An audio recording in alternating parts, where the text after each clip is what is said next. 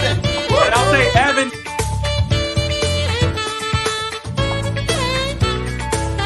That's good. You're bored, but I don't have to be. It's a win.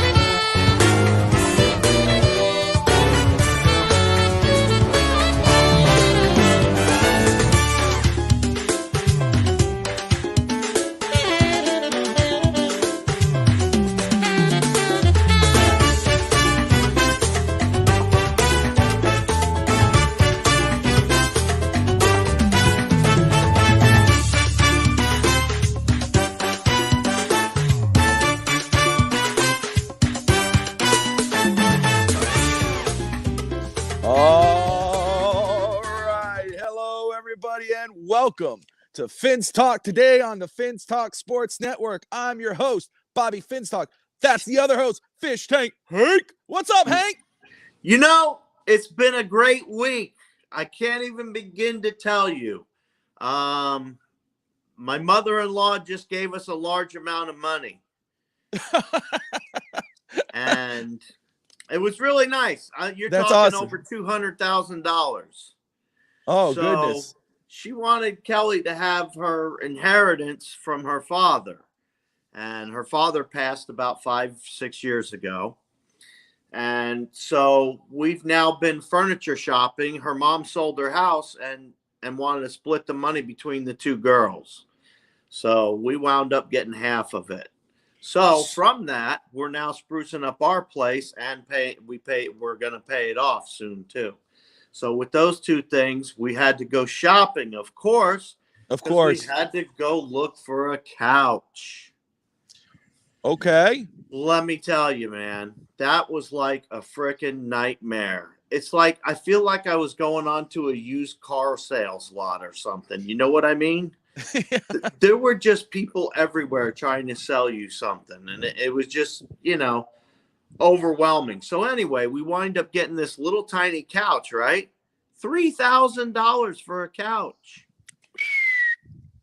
I didn't realize they were so expensive. Well, let me just.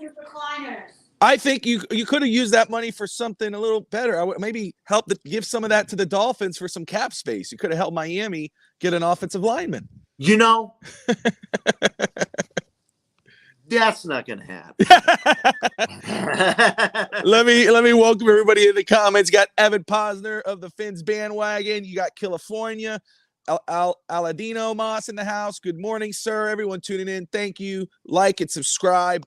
So much to talk about. As Fish Tank has said, it's been an eventful week for Fish Tank, as you hear. For the Miami Dolphins, it's been an eventful free agency. Conservative, boring, minus Jalen Ramsey, but eventful. So we're going to touch on that. So put your comments below. Tell us what you're thinking about free agency so far for the Dolphins. What do you think that means? How do you think that's playing out? Are they just playing it safe, or are they planning for bigger things? Fish Tank, let's talk. We're going to talk O-line. I know Evan wants to hear what you have to say about the O-line. I definitely do. We're going to touch on that. But before let's talk about the running back situation in Miami. Last year they signed Raheem Mostert. They brought in Chase Edmonds as well. They realized that marriage is not working. That backfield's not working. Chase Edmonds was, it just wasn't working. So they traded him, bring in Jeff Wilson. Jeff Wilson had a couple good games, but didn't really make that much of a difference. Raheem Mostert, 800 plus yards, I think 890 yards, 3 touchdowns. 800 yards is good. 890 yards is good numbers, but nothing throws out to you. So a lot of people started throwing out there, hey, Derrick Henry from the Titans, Dalvin Cook from the Vikings, Austin Eckler from the Chargers. except Miami turns around and re-signs their entire backfield. Gaskin, Salvin Ahmed. Let me ask you this, your opinion, and I'll pop in mine. Do you think they are really running it back, or could you see them still making a move via trade or the draft? Look, I just posted a question earlier this morning on Twitter whether or not people would like Henry or Ezekiel Elliott. And everybody overwhelmingly went Henry. And everybody knows that that's going to be a second round pick plus maybe, like you said, a 198 or something like that. Yes. Because they said, something about like that for the trade. I would have no problem with that trade. I'd take it in a heartbeat. Henry would only be probably with us for a couple of years, and those 2 years would be amazing with us winning a couple Super Bowls. So I would like the fact if Henry was on the team for that very reason, because I just don't know who you would cover. What would you do on defense to cover our offense? I don't know. Honestly, I would not know how to defend it. I wouldn't know how to defend it. And I think a lot of defensive coordinators are starting to look at our offense and go, wow, there's only two pieces missing. And we all know what they are. And we're going to get into that. But we are. And, I know a lot of people were not too happy with running it back in regards of the entire team. I want to talk about I touched on it last night, but I'm going to talk about it here. You look at what Miami's done besides the Jalen Ramsey trade, and then you got, of course, David Long, linebacker. He was injured a little bit last year, but one of the better linebackers. You got him on a bargain. Miami made a lot of bargain moves. What's up, Hammer Time? Miami made a lot of bargain moves, okay? Braxton Barrios, the running back situation, Eric Subair from the Broncos, and I know I'm butchering the last name.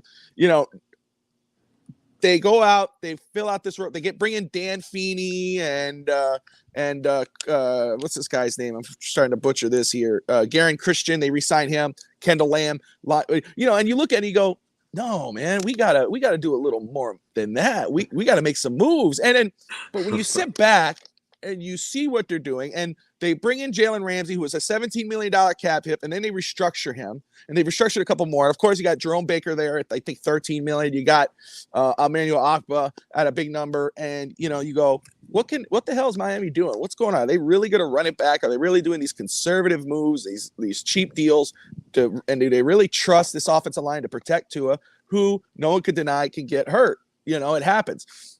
Then you look at the bigger picture, at least for me. And I look at it and I go, this is actually a pretty smart approach by the Miami Dolphins in the front office. Why? Well, I said before the offseason started, Miami is known to win the offseason, and they kind of started that by getting Jalen Ramsey, right? They look like, oh, here we go again. They're going to make it splashes. But then, because I said I'd rather them not make any splashes here, I'd rather them do the draft, and I'd rather them go conservative, spend cheap, fill in the spots, and then go in the draft and get best player available. Well, guess what Miami is doing, in my opinion? They're doing exactly that. They are going into the draft, and they still have some moves to make, but going into the draft with filling up all their needs. They got the safety. They got their corner. They got a linebacker. They re-signed Duke Riley. That's another linebacker. They signed some offensive linemen. They got a tight end. They re-signed their entire running back room. They got their backup quarterback in Mike White, who's going to compete with Skyler. We know that. This leaves Miami open in terms of the draft, completely flexible to go best player available. What does that mean? They could go defensive tackle. They could go wide receiver again. They got a wide receiver in Braxton Barrios, but they could go wide receiver if the best player is, at that point at 51, a wide receiver. They could go tight end. They could still go corner. It offers complete flexibility for the Dolphins, and I think fans should recognize that and be excited about what the potential is for the draft. There's other ones. We talked about the trade market. I think that's still, I don't think, because the Dolphins signed all these running backs back to the roster, I don't think that stops them from a Dalvin Cook or a Derrick Henry. I think it gives Miami leverage, Hank, to sit back and say, you know what? We don't have to overspend and go crazy and get Dalvin Cook or Derrick Henry. We're going to wait you out. When you're ready to lower your price, we have the player, we have the draft capital to get that deal done. We don't have to rush. Or we could go into next season with what we had And you know what? If we commit to the run, it could be successful because Raheem Mostert did a damn good job. What are your thoughts on that, Fish Tank? Are you with me? Or are you like, Bobby, here, that's a little out there? Bobby, sometimes you're right. Sometimes you're wrong. And you know me, I love to let you know when you're wrong. You do. But no, you're kind of on the right track with this one, in my opinion. I actually think Miami needs to go after somebody. We all know where the big picture is and who we wanted Miami to get, and they didn't go get it. So any addition at this point in time is just, it should take us over the top. You know what I mean? Yes, sir. We're sitting in a position on our defense. Our defense has got to be a top 5 defense. Just sitting as they were before, with the upgrade of Vic Fangio and a few other things. I think we probably are going to have a top 5 defense this year, to be honest with you. You couple that with the fact that we'll probably have a top 10 to top 5 offense if we fix that right side. Now, I don't think Miami has done enough, in my opinion, to offensive line. Yeah. I mean, I just, I like a lot of what Miami's done. And like I said, with the moves they've made, we're going to have a top 5 defense. It's the concern for me is your offense is only going to be as good as it was last year from looking at it right now. Okay. Your offensive line and your running game will only be as good as it was last year if we stay on the current status quo. And I don't like that. I think Miami can improve. And when I look at the draft, there's plenty of people that we can get. I mean, you can get a tight end, and if you want, there should be somebody there that's decent, like Laporta or somebody like that. You'd probably go for, because I don't think Washington's going to be there. Do you? No, I don't. Okay. No, that would be a trade-up situation. And then from there, you have to kind of figure out, well, do we want to go deep on a tackle? How do we want to approach tackle? Say we're going to go for a tackle. In my opinion, we'd go for something like Cody Mock. Yes. That would be good, but Cody Mock, they say, might be better as a center or a guard, though. So do we really want to bring somebody in that might be better as a center or a guard? You know what I mean? But I really like Cody Mock. But Cody Mock could do anything. He could be left guard. He could be right. He could play right tackle. That's what I love about him, and I hope he's there. Because he offers that position flexibility on the offensive line. But go ahead.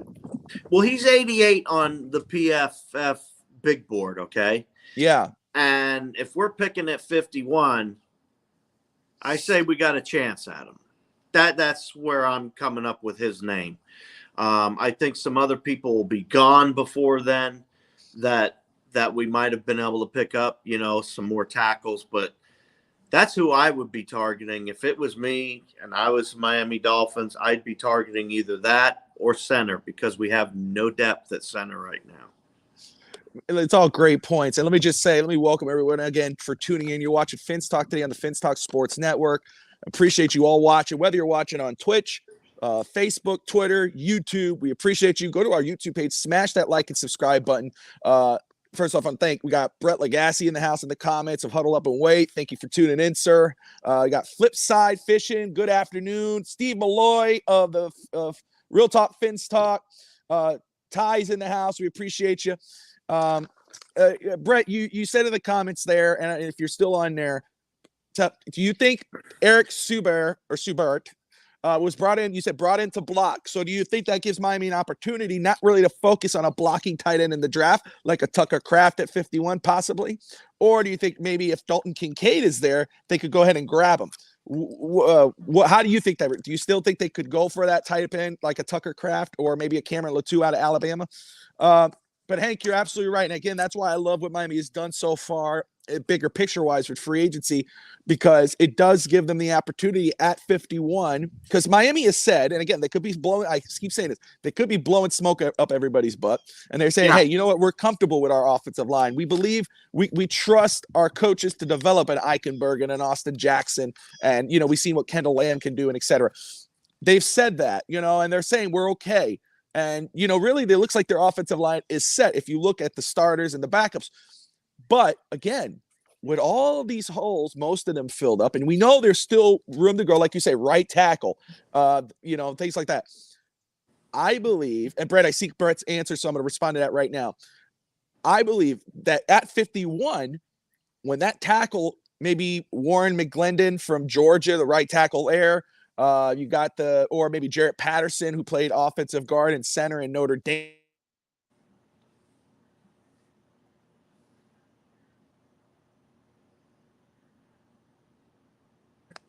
Still there? Did I disappear?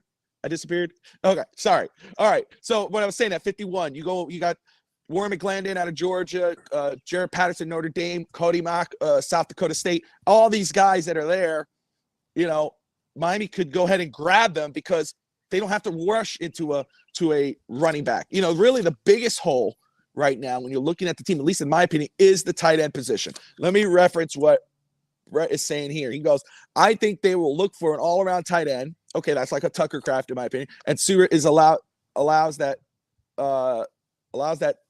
tight end to develop. Okay, all right. Tucker Kraft, that's the guy we're talking about. They like Tanner Connor as a receiving threat. Okay, Bobby Frozen in Montreal goes to North Dakota. All right, whatever. Come on. Central Dakota. He always does that. It drives me mad, boy. I'd also like to have Noah Sewell too. Again, they could go linebacker. Yesterday we did a live mock, and Drew Sanders out of Arkansas was there, and I took him. Even though they took David Long and they re-signed Duke Riley, Miami has the freedom and flexibility now to go best player available. Why would they go D-tackle? I brought that up earlier. We got Christian Wilkins. We got Zach Sealer. Well, both guys are due for a contract. And we talked about it yesterday. Christian Wilkins, as much as I love him and I want him on the team, and he's the heart of the team, I would not be surprised. Obviously, we know he wants money. I would not be surprised if Miami says, you know what, let's go ahead and move him, get some capital for him, and re-sign Sealer to a cheaper deal. And Sealer is not just as, but he's good. He's a good player, and go draft a defensive tackle and let him sit on the offense, because our defensive line, like our corners right now, our secondary, is a strength. So I think that I just love what Miami's doing, just because it gives us that flexibility at 51, 84, 198, and 197 and 238 in the draft. We can't win without a stud offensive line. Miami was 8-3 with the same offensive line with injuries. They became 9-8 by the end of the season, still made the playoffs. They went from 32 to 24 last season. Not sexy. I know it, there was some issues there. The injuries to Tua, he even said it, holding the ball too long. He's doing jiu-jitsu or judo, whatever you want to call it, to learn how to fall better. Hey, all power to you. But I think that's why I believe. I would have never let that leak out, man. I know. Come on. Me neither. You don't need to sit there and tell people that kind of garbage. And that's another one. Fins up, everybody. I guess I haven't been sorry about that, Evan. Fins up, everybody. Yeah, everyone tuning in. Armstead will miss 4 to 6 games.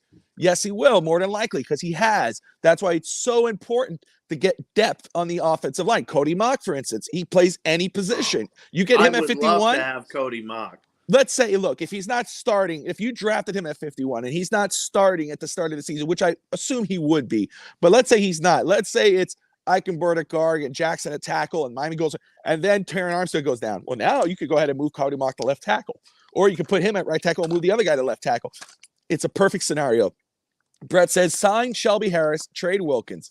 I'm not paying $17 million a year for a run-stopping tackle. I love Wilkins, but price is steep for DTs. I agree. And that's why I think it opens that flexibility for defensive tackle at 51. And there are some good ones who could be available. Let's touch on the quarterback a little bit. And I'm not picking on it. I'm just saying, because somebody brought it up earlier. I think it was Hammered. No, maybe it was Hammer time. I don't want to get it wrong. It's wrong, but go ahead. But But yeah, I know you said. Well, you know what Evan did? Evan in his mock draft drafted Hendon Hooker at pick 84, or was it 51? He drafted Hendon Hooker, the quarterback out of Tennessee, who I love. But I thought it was so funny that he did that. You know, it's like, oh, that was ballsy. But the quarterback position, look, Miami, again, with filling up these spots, they took Tua's fifth-year option. We know the flaws. We know the pros and the cons. They took the fifth-year option. That gives them the freedom now, not to focus on quarterback. Kind of doesn't close the door. It doesn't close the door. That's what people have to realize. It doesn't close the door. But Miami now could go into next season, the coming season, focus on building out this roster. Tua's your quarterback. And, you know, you could blame everything else, but we know, okay, if he goes into next year, has the same start of the year, great, but then December comes and he starts playing bad again. And then he gets hurt again, and he's not going to the playoff game, or he misses, and we miss the playoffs. Wait a minute. Why does everybody always have him getting hurt? Hold on. I'm just giving a scenario here. That could, you know, well, because obviously every year he gets hurt. But anyway, let me just I knew you walked me into that. But what I want to say is, if that happens again, Miami now, with this roster as it is, and they still have flexibility next year to go ahead and get the quarterback that will succeed with this team if it's not Tua. So going into next season with Tua at quarterback, it's not a bad thing, folks. It's actually a really damn good thing. But again, it doesn't lock you in for next year. You're golden. Even at $24.2 million, that's a bargain for somebody like a quarterback like Tua, that you could go into next season, still go draft a guy, maybe Caleb Williams, if you could trade up, who's training with Tyreek Hill. Why would Tyreek do that? I don't know. He's liking his comments, and he's training with him. Talk about creating controversy. But Fish Tank, what are your thoughts on that, man? Evan keeps putting Hendon Hooker in there. Well, you know, you always want to upgrade and keep your possibilities open at quarterback. So if somebody grabs a quarterback, hey, if that's the best player available, grab them then. I'm all for it. But I've been saying for years, and I've told you ever since we got Tua, that Tua will be about a 3-year project.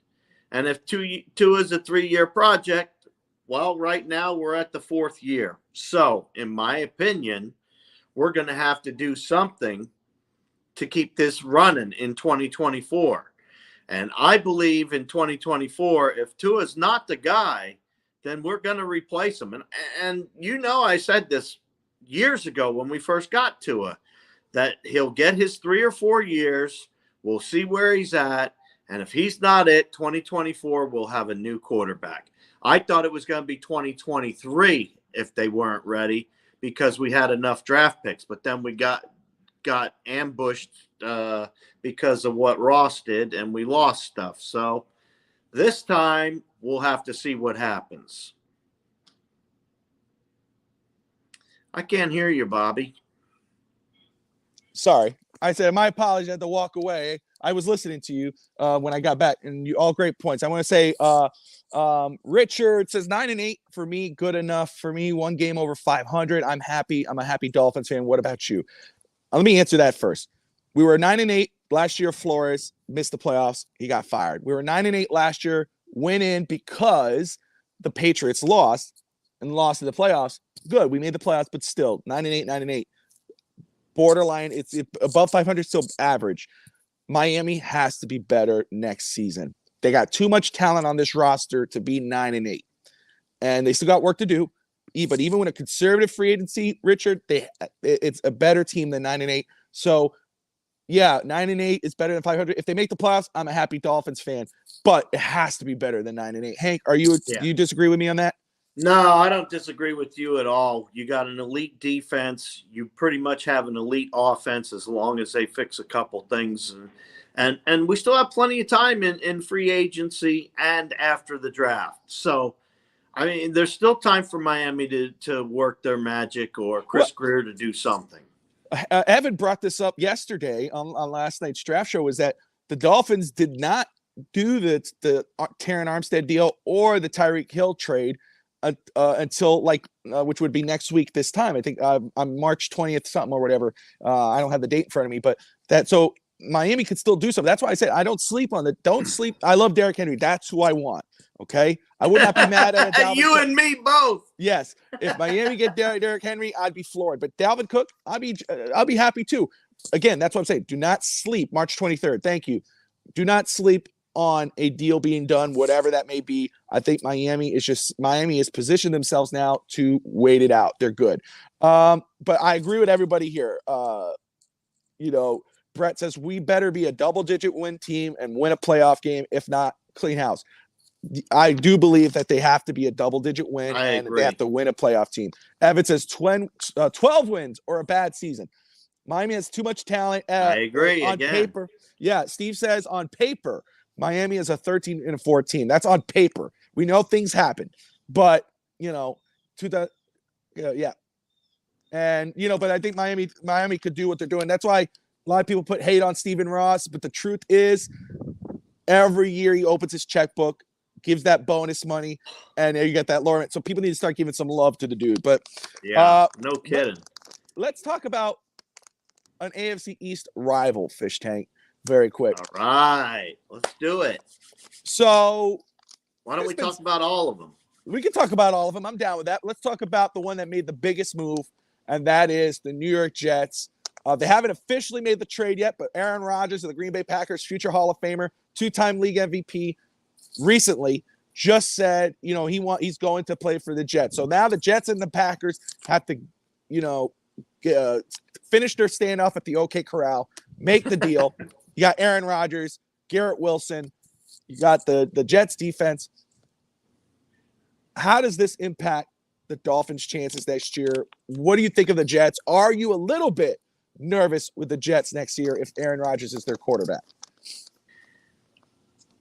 I wouldn't be nervous because it's Aaron Rodgers. Let's start with that, okay? Oh, okay. I wouldn't be nervous because it's Aaron Rodgers. Aaron Rodgers is a decent quarterback. Aaron Rodgers isn't what he was 10 years ago, though, okay? So we're not talking about the same Aaron Rodgers. But Aaron Rodgers brings a lot to the table for the New Jersey team. And I believe that the New Jersey Jets are going to be tough, and they will be close to the Bills. Between them and the Bills, one of those teams will be second place. And it's hard for me to decipher, but I would put the Jets above the Bills right now with the moves they made. And if the Jets are above the Bills, and then you have the Bills, and then you have New England, and of course Miami's going to be at the top. Jets just need to pay through the nose.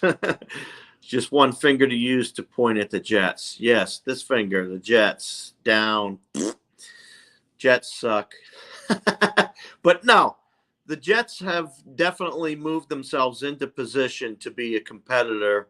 And I think right now, when you look at, free agency, what's transpired so far, you have the Bills, the Dolphins, and the Jets all like this right now, all on the same line.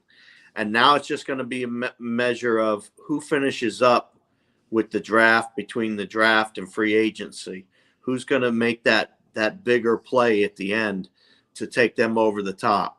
I believe the Bills are under the Jets and the Dolphins, though, because they haven't made enough moves to do anything to improve themselves, and there's already plenty of tape on what they're going to do. King Short, what's going on? Tati, what happened, Bobby? Mandy happened. Chewing on a damn metal thing here. Fins up, King. Stop. So I put her in the house. But King Short in the house. Tati. Steve, everyone tuning in. Thank you. Let me say this. The Jets move for Aaron Rodgers, if and when it goes down, is a win now move for them. Okay. I'm actually a little surprised. And I think it's okay to make that move, because if you don't trust Zach Wilson and you want to win, you got a good young football team, you make those type of moves. But Joe Douglas, who we talked about last year, the Jets were basically laughed at in free agency. They didn't do anything to get anything done. But they have a very, very good draft, okay? And we left that going, damn, the Jets actually did a really good job. Joe Douglas has been doing really well there, minus Zach Wilson. Hey, they have an incredible defense. Don't No, absolutely. But he put himself in such a corner, and maybe it could have been Woody Johnson or whatever, but he could have put his foot down with this Aaron Rodgers deal. Because yes, if Aaron Rodgers is coming and you get the deal done, and there's not all this, I got to sign every Green Bay Packer that played with Aaron Rodgers to make him happy, and we got to, if you do that, then okay, it's a win. I can understand that. Lamar Jackson, go get him, or Derek Carr, Aaron Rodgers. It makes sense with the roster you have because you don't trust Zach Wilson. You go get a thing to win, but you're pinning yourself in a corner because now we don't want just the first next year from Green Bay. The Green Bay doesn't just want a first year from a first round pick from the Jets. They want next year's first rounder plus other draft picks plus a couple of players. You really pinned yourself into a damn corner. So I'm a little surprised by Joe Douglas. I think that's going to hurt the Jets because now you're messing with team chemistry in regards of because Jet players said they don't want nothing to do with Zach Wilson. Basically, they are pounding the table for Aaron Rodgers publicly. Wow. But now there's reports coming out saying the Jet players are a little turned off by Aaron Rodgers and the Packers situation where it's just draft picks. Oh, he's waiting. It's just going to be a whole lot of. I don't know. It's going to blow itself up. Buffalo, I'm not going to sleep on Buffalo. Buffalo has been winning for the last couple of years. They're a tough football team, and guess what? I think they are just as in on. If the Dolphins are in on Dalvin Cook, I think the Bills are in on Derrick Henry. Don't sleep on that. That's all I'm saying. If they get that done, that's going to be a tough pass. I hope they don't do that. I really hope they don't get that done. And, that's been the rumor is the Bills are going to get Henry. Yeah. And everybody, all the fans out there, pissing and moaning about how Henry ain't worth it and this and that. You're going to find out how well worth it he is if he goes to the Bills, because that would give the Bills that notch that I was just talking about to be more competitive than Miami and the Jets.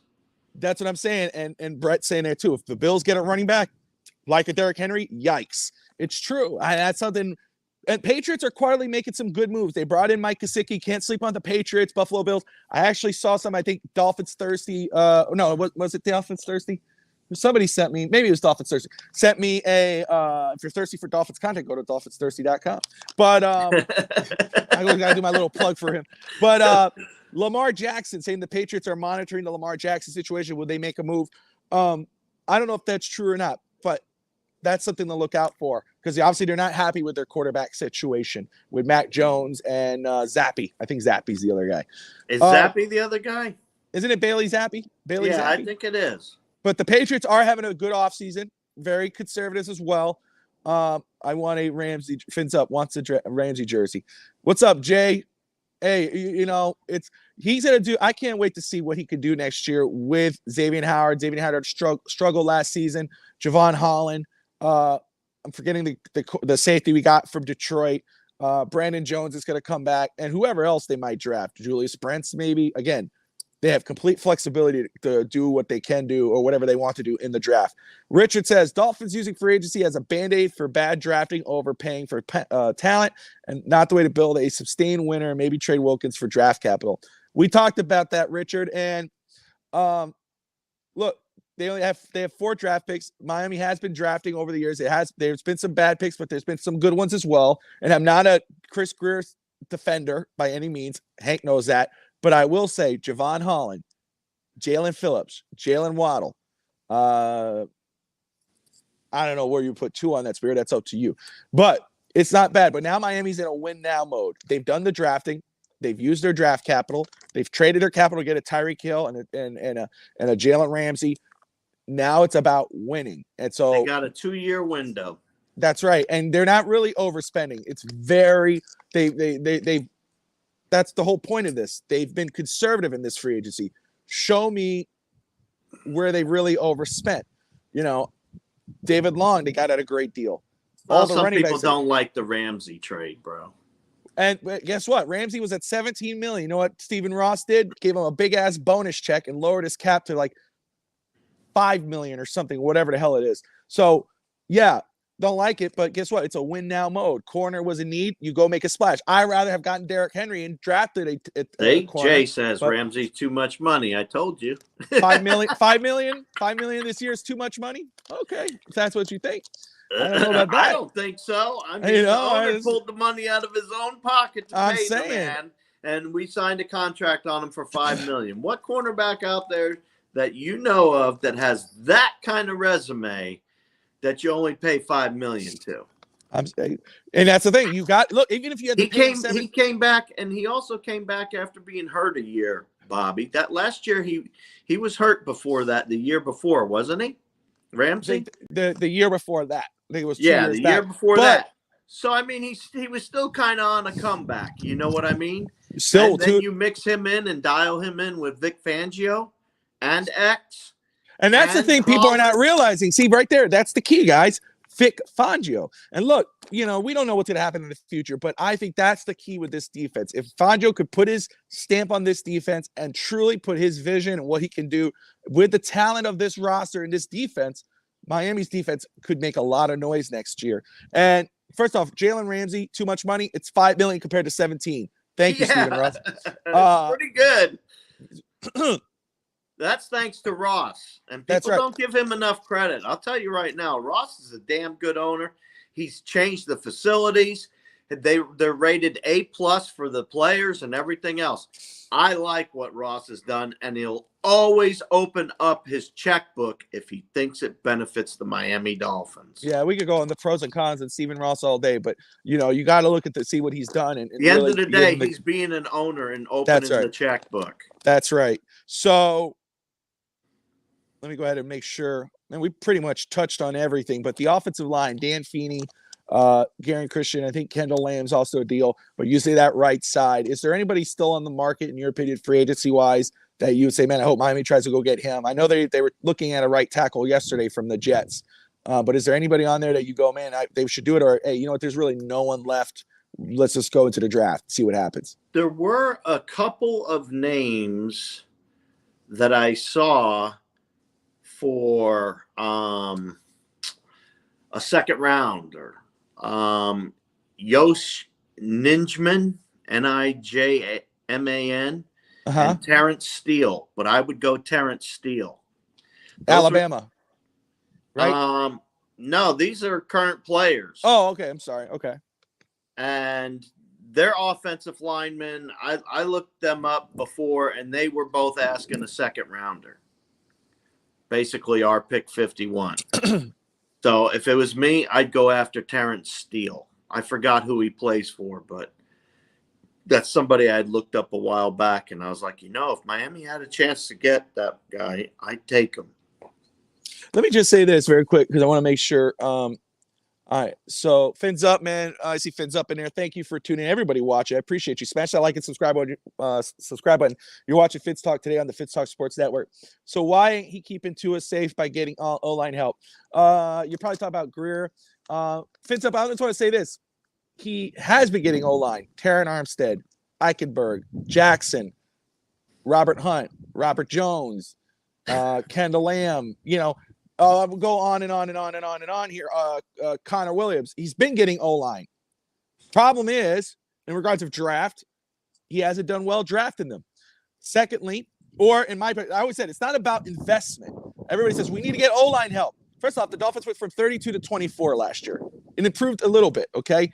Tua didn't get hurt because of the offensive line last year. He got hurt because he held the ball too damn long, and he doesn't know how to slide. Secondly, it's not about investment on the offensive line. I think they are going to do something in the draft, but I know it's not about investment. It's about development.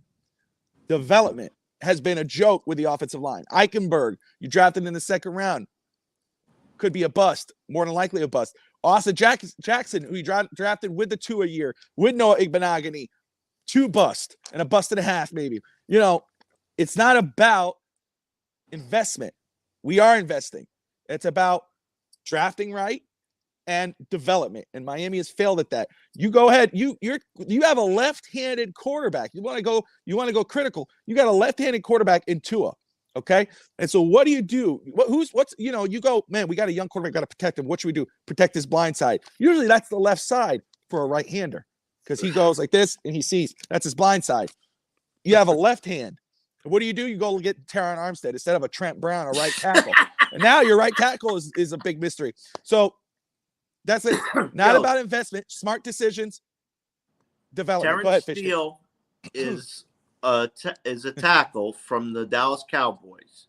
He's 6'6", 310, and he's 25 years old. I like him. I like him. If Miami could bring him in, I'd be happy with that. So I'm not too picky. And, that's only giving up a second rounder. I'm all right with it. So Brett says elite pass rushers are still largely on the defensive right, offensive left. All right, so that's why they went Terran Armstead instead of right tackle. Fair. That's fair. Still, though, I don't think it's about investment in the offensive line. We need offensive line. We have offensive line. It's just we can't develop them in regards of rookies, and we probably signed the wrong ones, even though Connor Williams from left guard to center was one of the better centers in the NFL last year, and Armstead, when he played, was one of the better left tackles. Okay? And who's behind him in depth at center? Nobody. See, everybody keeps brushing over that. We need another center, too. Well, Dan Feeney could play guard and center. Okay. Michael Dieter is free agent right now. So, yeah. But that's my thing. If you look at the offensive line, you see that it's set. But really, Miami has the freedom to go ahead and draft another offensive lineman in the draft. Definitely need to re-sign Brandon Shell. I agree with that. Chris Greer can't pick up offensive lineman for his life demand. Yes, G-Man. Yeah. It's true. That's my point. True. It's not that Miami doesn't do that. It's not like they go in there and go, okay, let's get practice. They go after it, though. They do it. They just can't get the right ones, the correct ones. They haven't done it. They get hurt or they just can't play. Let me tell you something. If they could put in the front office right now, let's clear Chris Greer, Reggie McKenzie, and oh my God, I'm forgetting the other guy. Let's clear them out.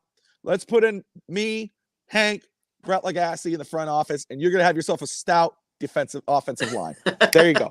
Let's get Super Bowl. No. But Hank, we're at 40 minutes. We usually keep it 30 minutes, but we're having fun. But yes, sir. Any other before we close out, you have any other topics in mind? Anything you want to bring up about the Dolphins? Just, like I said, I think we need a center for depth.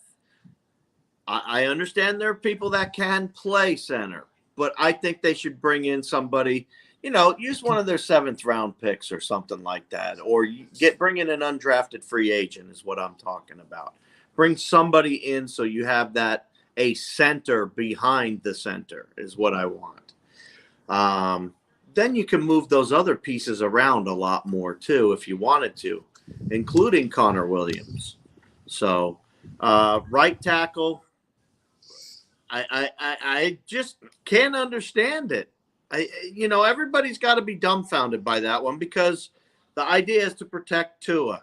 And the fact that they didn't put effort into the right tackle bothers me. It really bothers me. And I hope you're right. I hope that they're just playing possum and they're going to pop up and say, oh, we got a right tackle for you after all.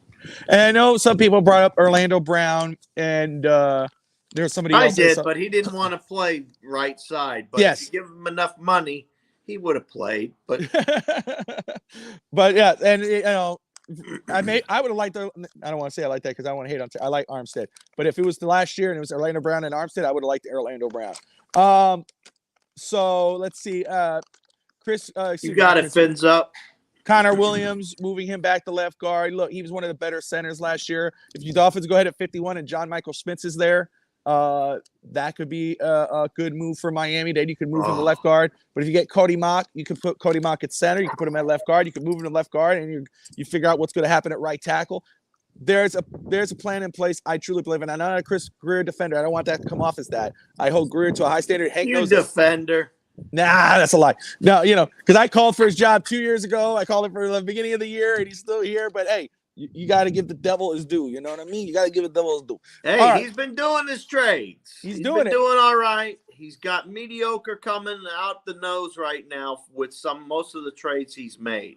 All right, he's got to make a definite big splash. I don't care if it's running back or right tackle, one of those two, and including tight end. Those three are the ones I'm watching for right now. Let me just say, this is where, Brett's absolutely right, and that's where I agree with. And that's what I don't think a lot of people realize. Williams was the 11th best guard in the NFL, but also got called for a lot of penalties, got benched for it. Yeah. Okay. But at center, he was a lot better. So you're saying, oh, move him to left guard and get a new center. Why break what's not broken? He's playing great at center. Why would you do that to put a rookie in there or someone else unless you go get a star center? Makes no sense. Keep Williams at center, draft or get a left guard. And Eichenberg at left guard was bad. Just bring in an undrafted free agent so you have something as far George as Fant. depth goes. Thank you, Cody. Thank you for tuning in. Cody says George Fant is the guy I was talking about earlier. George Fant, right tackle, starting right tackle. Nothing sexy, but still could offer depth. You got to put this here. Make sure I get everybody. I don't want to leave anybody out here. All right. Remember, guys, we aren't just looking for linemen. We are proficient zone blocking. Mock, Tippmann, Joe Tippmann, Blake Freeland from BYU. Absolutely right, Daniel. Thank you. Freeland, yeah. Tippmann is good too. Absolutely. Center. That's a center. Yeah. But let me just say thank you all for tuning in. We appreciate you. This is Fins Talk today on the Fins Talk Sports Network. Do us a favor, smash that like and subscribe button. And most importantly, Fish Tank. Yes, sir. Fins up. Fins up. Thank you, everybody. See you next time.